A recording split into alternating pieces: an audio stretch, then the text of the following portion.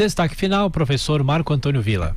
De acordo com o jornal O Estado de São Paulo, pesquisa realizada de avaliação do governo, a federal, entenda-se, Bolsonaro, de acordo com o jornal e de acordo com a pesquisa, perde voto de confiança de mais pobres, né? E se nós analisarmos com mais detalhe a pesquisa, olhando por região, no Nordeste isso é mais evidente, houve uma queda de 40%, né? E olhando pela renda mensal, até um salário mínimo foi menos 34% houve a queda, e de 1 a 2 salários mínimos menos 31%. E na questão da escolaridade, os que têm mais baixa escolaridade, até a 8ª série houve uma queda de menos 40%. Dá um sinal, e pesquisa tem de ser avaliado, não adianta pegar os dados e jogar na lata do lixo e dizer que não vale nada, que há uma inquietação entre os eleitores, especialmente os mais pobres e mais baixa renda, em relação aos primeiros meses do governo, esses cerca de 100 dias, pouco mais de 100 dias, quase 4 meses de governo. E a pesquisa detecta essa fotografia de momento, né? Há uma preocupação, porque a preocupação central passa pela economia.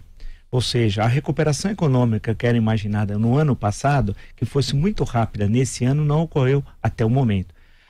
Esse primeiro quadrimestre, estamos quase completando abril, podemos falar desse quadrimestre, os resultados econômicos têm sido ruins, né? Muito abaixo da expectativa positiva do último bimestre do ano passado, no período pós-resultado da eleição presidencial a 29 de outubro de 2018. A questão que se coloca é o que vai acontecer daqui para frente, porque de um lado a recuperação econômica está vinculada inicialmente e no próprio discurso governamental à aprovação da reforma da Previdência, e em totum, que levaria a economia em 10 anos, de acordo com os novos cálculos divulgados a semana passada, de 1,2 trilhão de reais no prazo de 10 anos.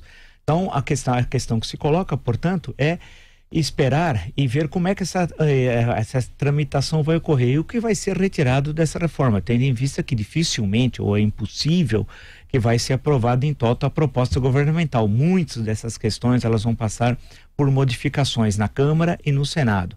A questão, portanto, é como é que fica a questão da avaliação do governo no segundo semestre, já que há uma tendência não significa que isso permanecerá, de queda de avaliação desse voto, vamos chamar entre aspas, desse voto de confiança dado pela população brasileira.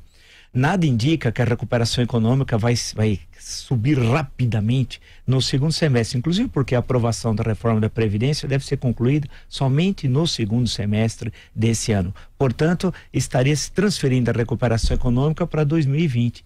Desde que, claro, condição indispensável para tal, que fosse uma economia bastante considerável. Na leitura do governo, nada inferior, e o presidente da República já disse isso, nada inferior a 800 bilhões de reais no caso da reforma da Previdência no prazo de 10 anos.